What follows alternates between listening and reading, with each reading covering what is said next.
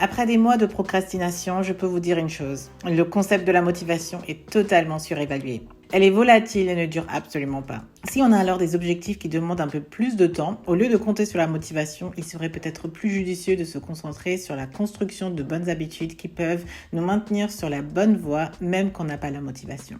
Surtout quand il s'agit de routine, je pense que j'en ai une pour chaque aspect de ma vie. Je me réveille tous les jours aux alentours des mêmes heures. J'ai une routine de sport simple que je peux suivre les yeux fermés. Ma routine soin du visage est en béton et marche très bien. Et pour mon maquillage quotidien, c'est totalement la même chose. Mon calendrier est organisé pour que je puisse faire tout ce que je prévois, etc. Techniquement, tout est fait pour voir des réussites tous les jours et me sentir au top. Mais très tôt dans l'année, j'ai commencé à me sentir plus comme un robot qui suit les mêmes bonnes tâches jour après jour sans me sentir réellement épanouie. Et pourtant, toutes mes stratégies étaient censées contribuer à mon bonheur personnel, alors pourquoi cette perte de joie ? Quand je suis passée en revue tout ce que je fais de mes journées, j'ai compris qu'il manquait un aspect fondamental dans mon équation. Et c'est en relisant un de mes livres préférés, Atomic Habits de James Clear, que j'ai pu comprendre ce qui pouvait vraiment clocher.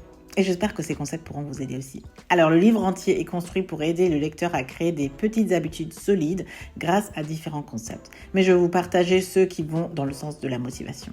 Premièrement, un environnement qui rend les bonnes habitudes faciles à exécuter et les mauvaises habitudes difficiles à réintroduire ou reproduire. Par exemple, pour moi, ça va être mon appartement. Tout est aménagé pour optimiser ma productivité et surtout ma salle de bain où tout est positionné pour faire mes soins en un clin d'œil, sans avoir à réfléchir sur les étapes ou les produits, etc.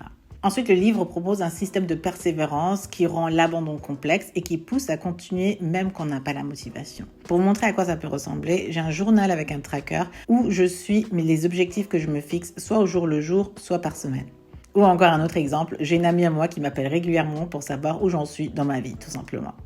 Et enfin, ce que j'ai découvert dans le livre, et c'est ma plus grande leçon ici, c'est le système de récompense. C'est l'élément que j'avais négligé le plus parce que, en fait, j'avais fait l'erreur d'accorder ma récompense au fait d'avoir accompli mon action tout simplement.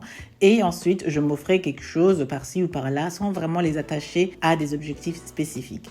Ce qui fait que sur la durée, ça a créé en moi cette sensation de vide parce que je trouvais que tous mes efforts ou actions menaient absolument à nulle part. Une fois que j'ai corrigé ce petit aspect, j'ai ressenti quelque chose d'autre, le momentum. C'est un peu avoir le goût de la réussite. Et dans mon cerveau, je l'enregistre comme quelque chose qui a réellement marché pour une fois. Ce qui ensuite donne l'envie de continuer encore et ainsi va la boucle. Alors me voilà à nouveau sur YouTube. J'ai voulu réappliquer ces méthodes à ma création de contenu, chose que j'avais délaissée petit à petit alors que j'ai une réelle passion pour cette chaîne. Et si cette vidéo sur la motivation ne vous a pas encore convaincu, vous pouvez me suivre sur cette chaîne et voir comment j'applique toutes ces méthodes moi-même, semaine après semaine, pour redevenir régulière dans ma publication de contenu. À bientôt!